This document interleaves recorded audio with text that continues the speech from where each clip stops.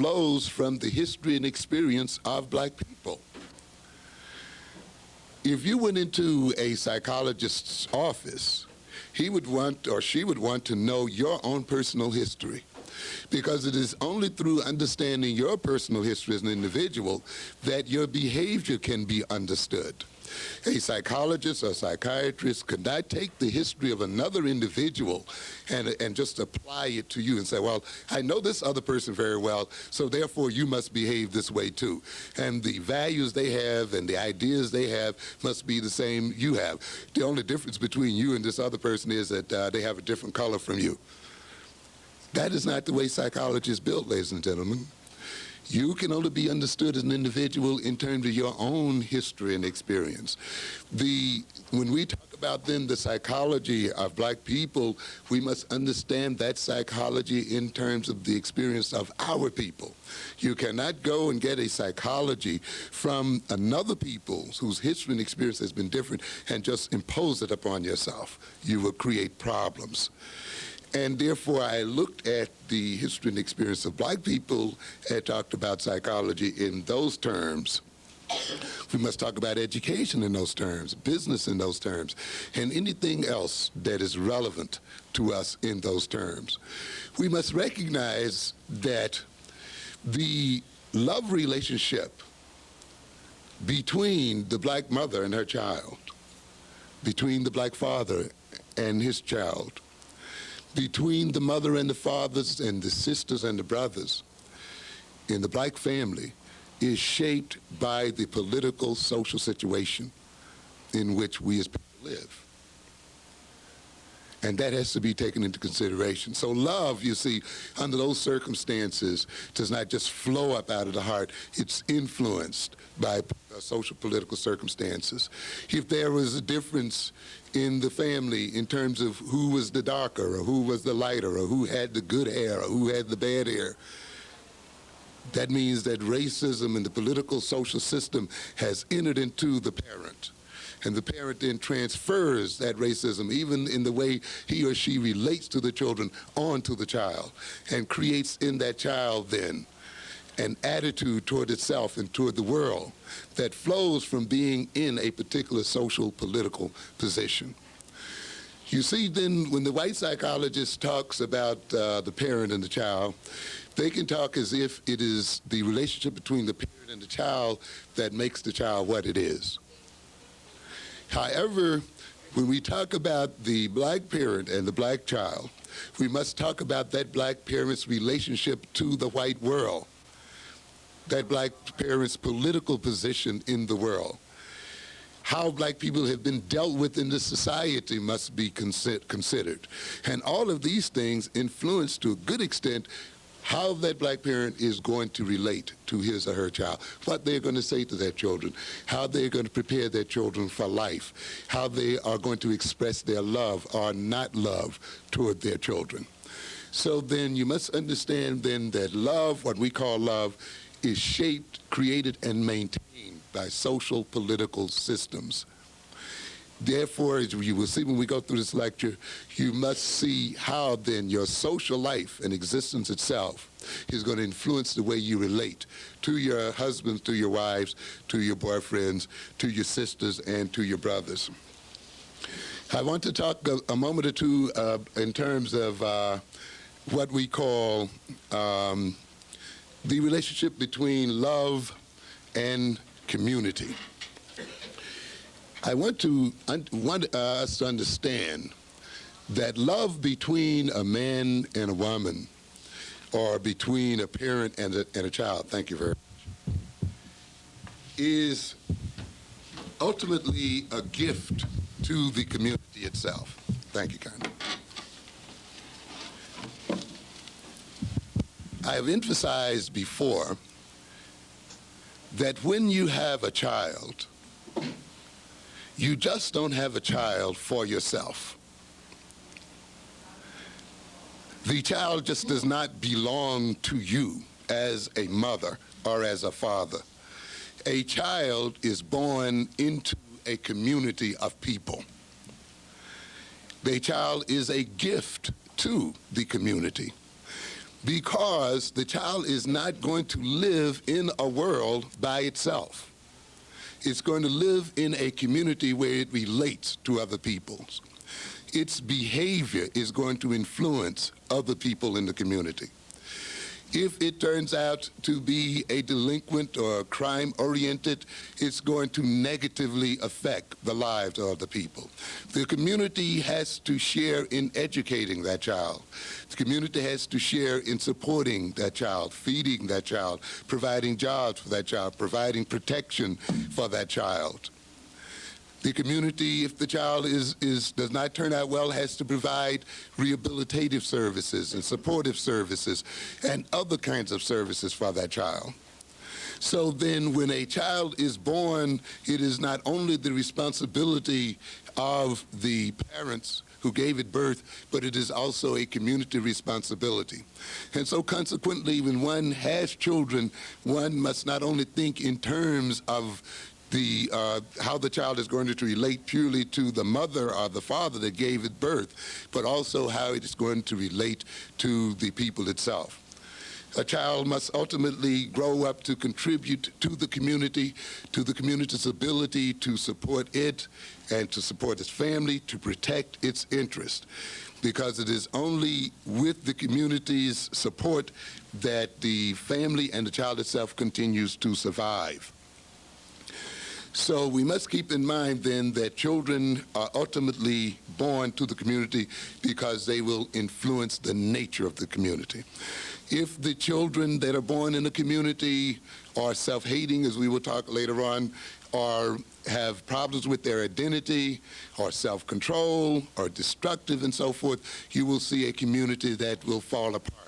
A community that is at odds with itself, a community that is divided, a community that by its very nature will continue to destroy other children and other people. The greatest gift that a parent can give to a community is the gift of beautiful, healthy children. Well-behaved children, children who know themselves, who have a firm identity, and so forth, children who are able to love healthily and love in a righteous type of manner. So in a sense, you may not be great or you may not be famous or you whatever, but we all have the potential of being good parents. And that is a major contribution to the advancement of a community and to its survival. I say that also to say that love is a gift to the community as well. How well you love yourself as an individual. The sins of the first generation are visited now until the 14th generation. Often it will take sometimes 3 and 4 or more generations for a family to live out the hate between a mother and a father. The children get it, their children get it, their children's children get it, and it can go right on before it's finally worked through. The children's reactions to poor love relations between mothers and fathers can lead to their own personal problems, their own interpersonal problems with other people as well. Those problems sweep out into the community. Children suffering from a feeling of a lack of love from their own parents may then deal with that by becoming delinquent in their behavior, by not reaching their own potentials, by not functioning in schools the way they should, by themselves getting into trouble, by themselves becoming impregnated at a too early age, and so forth. And this in itself affects community services, community resources, the kind of community that the individual lives in. So when we love as men and women, as sisters and brothers, this love also is rooted in community and is necessary for community functioning. Love, romantic love or whatever love, is not a selfish undertaking. And it should not be perceived as something just between you and your partner. It moves beyond that. It's going to influence more people than just you and your partner. It's going to influence the community itself. And consequently, then, the community has a right to concern itself with the so-called nature of love. Love, along with the related concepts such as oneness, and we see people wanting to get a sense of oneness when they're in love, unity, uniting, being together, identity, identifying, becoming one with the person you love. It becomes interesting. We talk about love in terms of blood relations. And yet the person you marry is really not your blood relation in actuality. But yet somehow that love, if it's right, becomes as strong or sometimes even stronger than blood relations, you see. So because love tends, as we see it in this culture, to unite and bring about identity between two or more people that goes beyond their biological relatedness, that often is stronger than their biological relatedness. Love, along with commitment, caring and sharing, belonging, relatedness, commonality, that's having things in common, is that which creates a community, is that which supports a community and maintains a community. So then the thing that keeps a community together is, of course, the nature of love that inheres in its families and between its families. And ultimately, the nature of love that is put out toward the community itself and toward one's people. And all of this influences the nature of romantic love. When you want to destroy a community, when you want to destroy a people, as we will talk a bit about later on, you destroy the nature of their romantic love, destroy their ability to love one another in a healthy sort of way. And we will see.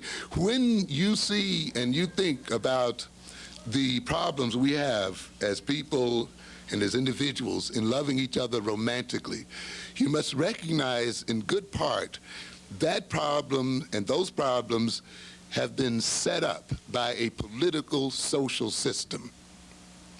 Because we shall see that love, the love that we have for one another, is the greatest threat to the people who rule over us. And it is necessary for those people who rule over us and who rule over African people the world over, if those people are to stay in power, they must destroy our ability to love each other in a healthy sort of way.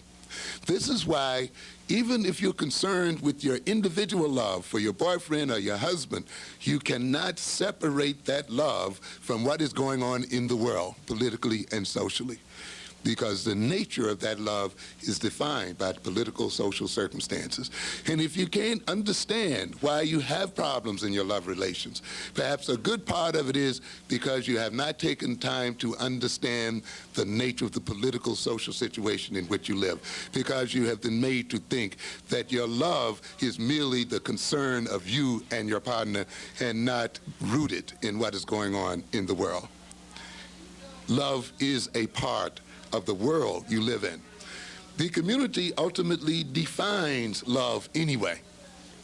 You see, many of us are raised in this culture, and we've been raised to think love is something just natural and just flows out of living. I'm speaking now particularly of romantic love. But actually, you have to learn how to love. Love is taught to you. You teenagers, you're being taught what love is. How are you taught that? You're taught it by listening to these records all the time. And you hear your idols singing about love. You make me feel so good. I can't eat. I can't sleep. I can't live without you. And then what do the people say? I must be in love. You see? And, I can't go on. Here's my heart. Don't break it. You see, my life has no meaning, and all of these kinds of things. And you read what? Poetry And of course, many of you in this age now where you're writing from the city of love and from the street of this and so forth. I've forgotten my old rhymes when I was a kid. You know, we all wrote those things. You look at TV and you see Dallas and you see Knots Landing and you see show after show after show. And you think you're just looking at entertainment, but actually they're teaching you what love is, or what love is about, how you're supposed to feel when you're in love, you see. If you feel this way, if you can't eat and you can't get him off your mind, if you dream about him all the time, if shivers run up your spine when you see him and all that, that means you're in love. In a sense, if there was no one around to tell you that, you wouldn't feel it. You wouldn't feel love. Now, romantic love, believe it or not, is only, in this culture, about 200 or 300 years old. Prior to, say, the 1700s, people didn't marry for love. In fact, they saw love, what we call love, as a terrible basis for marriage. They fought against it. They married in terms of maintaining family lines, in terms of maintaining property, in terms of maintaining political and other kinds of associations, class associations. Your husband might have been picked out for you at birth. You might not have even seen your husband until your wedding day. You would not have had anything to say about who your husband or your wife was. That would have been the result of negotiation between your parents, between your whole clan and your family. Because these families recognized that when marriage takes place between a man and a woman, the families are married as well. That you don't marry just an individual, you marry into a family, you see.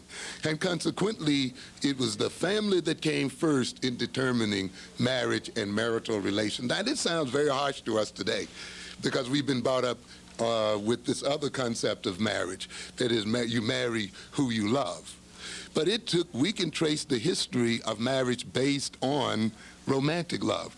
And it, to a great extent, was built on novels and poems, came out of the courts of Europe to a very great extent, which is the reason why we still use kind of the word courting. Many of those people had nothing to do all day but develop rules about how you used to court and how you deal with the man and a woman and so forth. And eventually that worked its way down into the society. Poets started writing poems about love and emotion, and eventually the average person started picking it up. As the society changed toward industrialization and so forth, and as families began to break up, where aunts and uncles and 3 and 4 generations no longer lived in the same household, then people started making their own individual choices about who they would marry and so forth. And often those choices started being made in terms of emotions and feelings. We have found out in this culture, though, that merely marrying someone because you love them does not guarantee the unity of the marriage hardly any more than the other forms of marrying people as well. But the point then I'm trying to make here then is this, that even the community you live in defines what love is and teaches you to love in one way or the other. So even in that sense, love is community, and it is a part of community. To a good extent, some of the problems that we have in this country and in our communities is a result of the wrong definition of what love is, where the community has come to accept a concept of love that works against its interest. When people are getting married because they are in love, and yet half of those marriages are more fall apart, and the other half of those are living in conflict and hostility, then it must make you think that there is something wrong in the way we define love in this system and in our community. It means then there is a time, perhaps, for the community to redefine what love is and what love is about. It is in your interest as young people that the community teaches you a new form of romantic love and loving one another. Why? Because it will enhance your ability to stay with the man you love. and to stay with the woman you love, to keep your children with you in your family, to develop healthy people and to develop a healthy community. So your interest, even as young people, should be in how your community defines what love is. Not only should you listen to these records or just dance to these records, you should take out some time and think about what kind of love is this record projecting. Is this a kind of love that is ultimately going to be productive for me and my boyfriend, for me and my husband, for me and my children? And you may find that some of these records you're listening to are really not in your best interest. While they're making you feel good and they're good for the party, when you look down the road, the way they're defining love and how a man should relate to a woman may ultimately destroy you and destroy your love relationship, the one that you want to keep so much. So then there is a very definite relationship between love and community. And the community itself has a very deep and abiding interest in what love is and how love should be defined and expressed. I want to indicate here then some things about the consequences of what we call the love instinct. Freud has a very interesting theory of what he calls the id. We won't go into detail there, but however, he sees the id as containing two major instincts, along with others. A love instinct, what he calls sometimes eros, and a death instinct. You see, and we'll see in a minute what he meant by that death instinct. And it's a very paradoxical kind of theory once you think of it, particularly about the death instinct, the idea that people also have an instinct that moves them toward death as well. But when you get a little chance for some heavy thinking, I think you might see it's not as paradoxical as it sounds. In a sense, we are born to die, and in a sense, we die from living. So death is almost a side effect of living. So they are kind of intrinsically related, one to the other. But love, let's look at the love instinct and how that instinct is expressed. Certainly it's expressed sexually, and certainly it's expressed in terms of reproduction. So love and sexuality are closely related because they lead to the maintenance of the species and the reproduction of the species. Love involves the preservation of oneself. If you love yourself, you love your body, you love who you are, you love your family, you love your man, you love your woman, you love your community, you want to preserve those things. You want to see them grow and develop. And this is, of course, what the love instinct does. It not only, though, preserves the self, it preserves others. You want to preserve the people that you love. The love instinct expresses itself in procreation, in the giving of birth, in reproducing. This is how, of course, we maintain the life of the group itself. Love also is involved in growth, because life is about growth. It is about development. It is about transcendence. It is about enhancement. It is about fulfilling one's potential. The child, the little baby, is filled with potential. It is born a few inches long, but it has the potential to grow feet long, you see. It's born then at a certain level of mental activity, and yet there's a potential of great intellectual growth, social growth, psychological growth, and all types of growth. Love will permit this potential to express itself, to actualize itself. So you can see love is an enhancing element, a growth element, a developing element. Love then that exists in a community is the element that makes that community grow and develop and fulfill its potential. When a community is shrinking and falling into destruction, you can bet there is an absence of the right kind of love in that community. When it is falling in upon itself and the people are killing one another, hurting one another, or destroying one another, you can bet it is because the love instinct there has been misdirected or is not functioning in the way it should function. Love, of course, is geared towards survival, protection, and liberation, freeing people instead of restricting them. It moves toward discovery, goodness, and healing. Love is reconstructive. It repairs the individual. It rebuilds the individual and stimulates growth and development.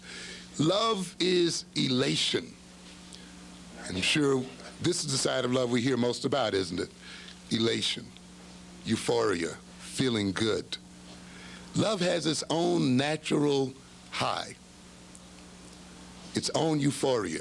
When you're loved by your family, you love, and when you love your family, when your family has permitted you to grow and develop and fulfill your potential, when your community is concerned and cares about you and shares with you and you do the same with it, when you can sit down and not be afraid to walk the streets of your community, not be afraid to speak and say hello to people on the streets of your community, when you can have a decent conversation without feeling you have to manipulate someone or someone manipulates you, there is a beauty and there is a euphoria about that kind of feeling. There is a tendency to smile and a tendency to be happy and a tendency to be free and a tendency to be honest and open. This is what love does when it operates well within a community itself. It takes you beyond yourself. That is, it is what we call transcends. It moves out beyond. You glow, and people pick up your glow. Your love becomes infectious, and people reflect it back on you, and you reflect it back on them. And therefore, you feel good. It feels wonderful to dance and to sing and to be even a little silly sometimes and to joke with them sometimes and to play with people that you love. And it just makes you glow with health and glow with happiness, and it's a beautiful kind of thing, and you naturally want to stay with your people. You naturally want to be around your community. You naturally want to be a part of its movement forward and so forth. So love has in it a built-in beauty and glory, a built-in euphoria. We're going to see then that love can develop from love. I think Whitney Houston has a song out now. What's the title of it, the current one? I know you know, it's very popular. Pardon me? The Greatest Love of All. And part of it is said, she found her love when she found what? She found herself, and she found her love in herself. You cannot love, as we shall see in a moment, others without self-love. You cannot be filled with hatred and hostility toward yourself and love somebody else in a healthy manner. You can only get to know other people through knowing yourself. It is through the self that you reach others. You will only, though, get to know yourself if you're surrounded by people who love you and love you in a healthy sort of way. As we shall see, when you're around people who don't love you in a healthy sort of way, you're going to hide parts of yourself from yourself. You're going to become blind to parts of yourself. You're going to be caught up in the emotions of hatred and hostility and revenge and resentment, and your energy and your tension is going to be caught up in those nasty emotions, and you're going to be a nasty person as a result thereof. And as I'll show you in a minute, you're going to be able to love. You're going to be able to, with all of this nastiness, because nasty people do fall in love. Okay? Hateful people fall in love. And we'll see. But we'll see in a minute, it's going to be a peculiar kind of love. It's going to be a love, ultimately, though, that's going to destroy them and the people they love. Many people, I would say a large percentage of children and wives and husbands are destroyed in the name of love. I'm doing this to you because I what? Love you. And yet when you look at what's being done, it's often projecting hate, but hate covered with a veneer of love. So then love that comes from love permits the self and other people to develop. Love that comes from love is liberating. Love that comes from love permits other people to develop their potential. We will see later on that love that comes from hate is love that's destructive, is love that restricts, is love that's possessive, is love that makes the other person a servant of oneself, is love that ultimately degrades other individuals. You see, so in a family, a child has to be raised with love and in a loving sort of way, so that when it loves, it then will create more lovely people and lovely children. Let's look a moment then at the hate instinct. We talked about the love instinct or the life instinct, and now let's look at the death instinct. And there is a death instinct within us. Freud talks about it as saying in man there's an inherent need or desire for him to return to his origins. We, of course, are people, our bodies are made of the earth. Some of you, of course, are familiar with the Bible verse, dust thou art, and to dust thou shalt return. And so he builds his philosophy to a degree by saying then, ultimately, the end point of life is a returning back to the earth itself. And of course, there are philosophical issues that this implies. But I think what is more interesting is how the death instinct is expressed. We saw earlier that the love instinct is expressed in many different ways. So is the death instinct. Let's look at some of the consequences. The death instinct expresses itself in terms of hate. That's an expression of death. When you hate somebody, you also often want to do what? You want to kill them. You want to destroy them, hurt them, make them feel pain. So death comes through you onto the other individual. You see, resentment is an expression of the death instinct. Hostility, hostile aggression, retarding other people's growth and development, what we call disenhancement. Just as love leads to enhancement, hatred leads to disenhancement, disenchantment. Just as love leads to harmony, hatred leads to disharmony. Just as love then leads to growth by the person you're dealing with, hate leads to restriction, holding them back. We, of course, as people have been the victim of hatred. And hatred has locked us into ghettos and locked us into poor schooling and locked us into all kinds of corners and ghettos of all types. Hatred then brings about ultimately the death and destruction of other people. We must recognize that the world is a perfect place. And I've often said, though, that means you don't confuse perfection with good. I didn't say it was necessarily a good place. Perfection and goodness are not one and the same thing. You can be perfectly evil as well as perfectly good. Perfection has to do with the precision of a thing, the precision of relations, the lawfulness between a cause and an effect. It talks about then, when you talk about perfection, you're saying surely this thing is always followed by that thing. Now then, the point I'm trying to get at here then is this. If you have hate in your heart, if you have resentment in your heart, if you have anger and fear in your heart and hostility in your heart, the law of perfection says you are going to create a world that is destructive. You cannot have these emotions in yourself and not produce a destructive kind of world. This, of course, was what Jesus was talking about when he talked about the gospel. Gospel implying what? Good news.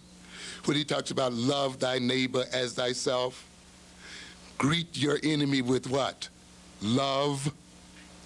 Because it is Love what? God before all else. Be filled with the love of God. And to be filled with God is to be filled with love. And therefore, a nation of godly people is not a nation that is racist, is not a nation that kills and destroys the earth and kills and destroys its people. You cannot have war, death, and destruction where true and righteous love exists between people.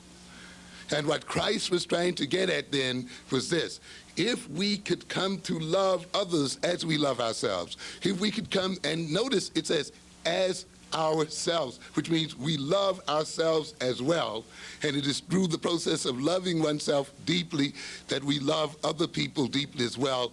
Out of that then becomes a world filled with love, and the kingdom of God comes to earth itself. In a world, though, filled with hate and resentment and anger, you're going to get a world then filled with war, murder, death, suicide, robbery, rape, violence, and all talk we see so much about in the everyday news. This is one of the reasons why you know that this nation is not a Christian nation. You got people who go to church. The Christian so-called religion is the predominant religion, but the people are not filled with Christianity by any stretch of the imagination, ladies and gentlemen. If this country was a true Christian country, we wouldn't even be here talking about black men and black women love and all that kind of thing, would we? We wouldn't even be talking about our problems as a what? As a race and as a people. Because that kind of problem would not exist with people who truly love and had the love of God within them. But it is because we don't have that love that we have the kinds of problems we have today. This is why ultimately Jesus and the other prophets can predict the end of the world as being one of death and war, because ultimately people filled with love and egotism and false pride and the other kinds of things are going to bring war and death upon themselves. And this is, of course, is what we see today. Reagan has no love, no righteous love. Gorbachev has no righteous love. People with righteous love cannot make guns and weapons that threaten to destroy the whole of the human race. These weapons come out of what? Hate, fear, anger, pride, resentment, and the other kinds of things. So then, when we express hatred and hostility, we are expressing the hate instinct. And when you see then that death instinct, the hate instinct being expressed, you see then ultimately it leads to the destruction of something. It can lead to the destruction of the buildings you live in. You hate the landlord.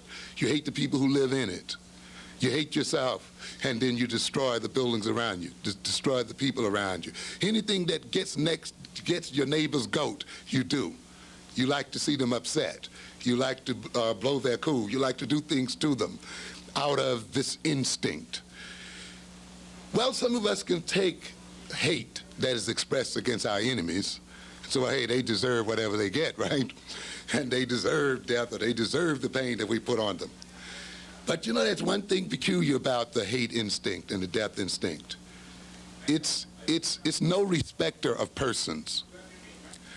Your own death instinct can turn around against you as an individual. You not only can hate other people, but you can what? Hate yourself. And that hatred that destroys other people, that pains other people, that kills other people, that same hatred, when it's curved around toward you, it's not going to stop doing it, is it? It's going to do the same thing to you. It's going to turn right back around into self-destruction, suicide. In some instances, we say the person that commits suicide is the individual who really wanted to kill somebody else. But for some reason, they lacked the courage, or they didn't quite know who they wanted to kill, or what have you, and ultimately they turned then that instinct upon themselves. Hate then leads to self-alienation and self-destruction. It leads to depression. You know, when you're depressed, you talk about yourself. I'm no good. I'm a low so-and-so. I don't deserve to live. I'm worthless. The same kind of thing that you tell another person when you hate them. You're low. You're this. You're a dirty dog. So forth. When you're in depression, often you'll do what? Turn it right around on yourself. I don't deserve to live. When you hate somebody else, you say, you don't deserve to live, I'm going to kill you. Often then, when you're into self-hatred, you tell yourself the same thing. I hate myself. I don't deserve it. I could just die. I wish I would die. And often people will proceed to die and to kill themselves. It leads then to descendants, where the love instinct leads to transcendence and moving beyond the self. Often then the hate instinct moves to descendants and going into oneself to decadence. Hatred leads, it has its euphoria, but it's an unnatural euphoria. That is, you're going to get your kicks not from self-love and the loving of others, but from trying to deal with your own self-hatred, trying to escape your own self-hatred. You can only feel good when you've hurt somebody. You can only feel good when you've slandered someone, when you cut someone down, embarrassed them, conquered them, beat them in some kind of way. So you have some people, they get a euphoria from hate, but it is a euphoria that leads either to the destruction of themselves or the destruction of someone else. Or in dealing with that euphoria, then they have to go into drugs and alcohols and the other kinds of things as a way of getting a good feeling, one way or the other, because hatred is not a good feeling, whether it's expressed outward, ultimately, or inward. It leads to sadism, the desire to hurt someone else and then get a pleasure from seeing them hurt. You have some people we call sadists, right? Whose only pleasure and sexual pleasure is putting someone else in pain. Often the rapist does not really want sex from the woman. And sometimes with the rapist, you can say, well, here it is, you can have all you want. And at that point, he loses his interest. He wants you to what? Struggle and fight, and he wants to degrade you and hurt you. And it's only through the degrading of his victim and hurting the victim and forcing the victim against their will and seeing the victim in pain that he gets his climax or gets his sexual jollies, you see. And this is what the sadist is about. A person filled with hate is often a person who can only get pleasure through hurting in one form or another. Masochism is also in there. The individual who can only get some pleasure from being hurt, from being dominated, from being ruled, from being degraded in some form or another. And you have places in the village where masochists hang out, waiting for someone to come along and treat them like a dog for the night, so that they can get at some kind of sexual pleasure. It's a pathetic kind of situation. A lot of this hatred comes out, a lot of this pleasure comes from enslavement.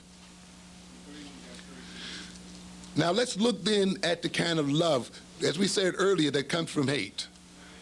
We said nasty people love. Oh, they get all these great feelings we talk about in the records. And they go for trying to hook into someone and get someone to love them only. And they experience this great love. But, ladies and gentlemen, it is not enough to love. The love must be based on the right foundation. One of the reasons why so many marriages are falling apart today, even though the people, when you see them on their wedding day, they say they're getting married because they love each other, is because they love each other for the wrong reason. It is not enough for you to have a feeling of love, to be caught up in the cuteness of some boy, or to be caught up in how sweet he is, or to be caught up in how you can't get him out of your mind, how he makes you feel, how his touch just makes you go off all over. It's not enough. That's not enough. You cannot base a family or long-term relationship on that kind of love. You cannot base having children on that kind of love, you see. You must stand back and look and see upon what kind of love, on what kind of roots that love is growing from.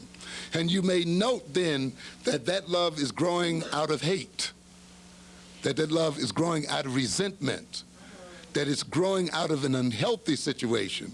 And even though you have this great feeling and this great longing and this great need, those feelings and those longings and those needs will ultimately destroy the one you love and destroy the children that you claim to love. Because a love that flows out of hatred is a love that's ultimately selfish and self-centered. It's a love that ultimately does not give the other person humanity and does not recognize them as an individual.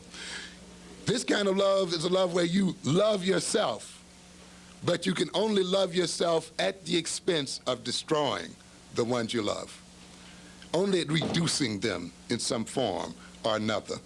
Love that comes out of hate is a love where you're going to love somebody who maintains you in your self-destructiveness. What did we say earlier?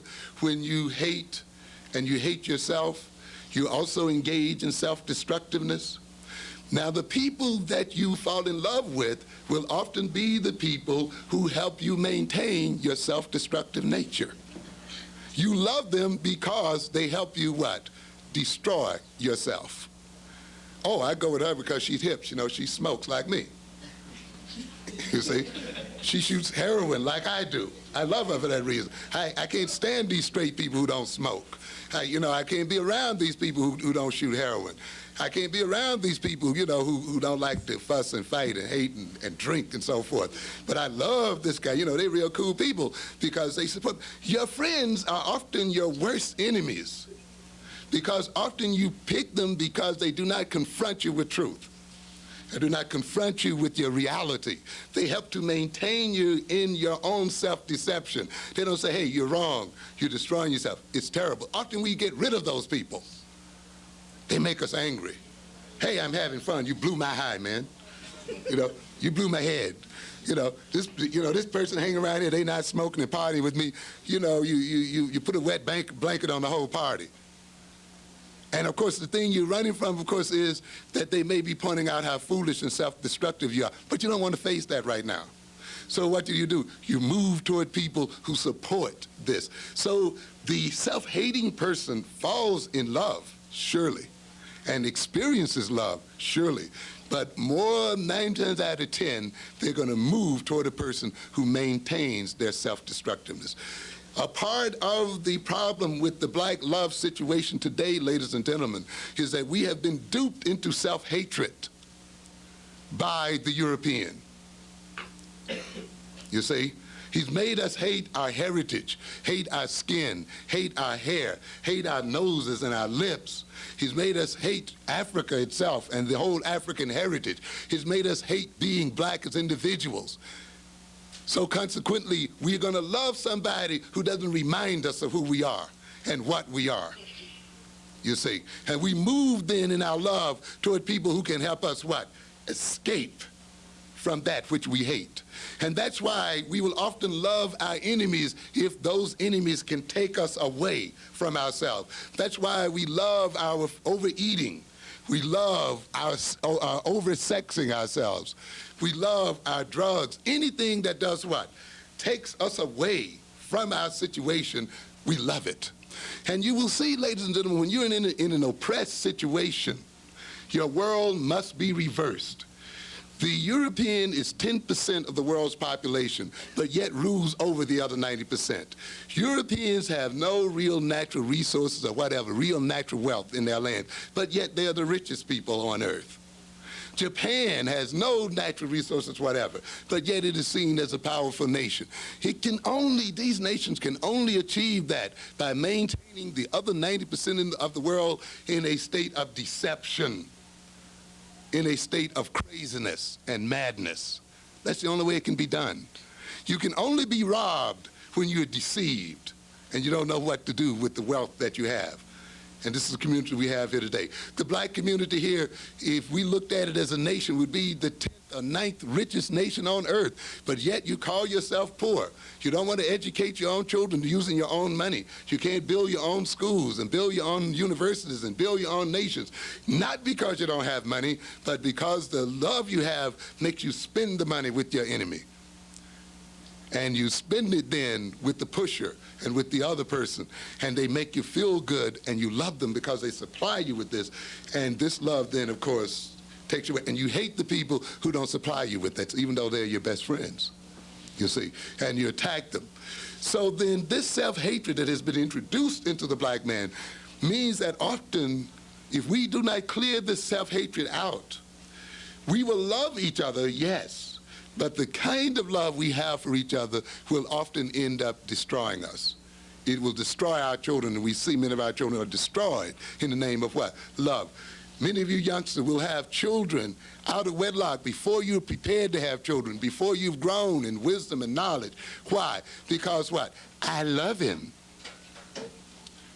He loves me. I wanted to have someone I could love all to myself. You got to know how to love.